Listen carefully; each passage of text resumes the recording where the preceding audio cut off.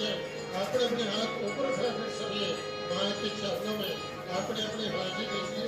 आज सभी ऊपर माँ भगवती, माँ भक्तों की हाजिरी स्वीकार करें। आपके झोलियों भरे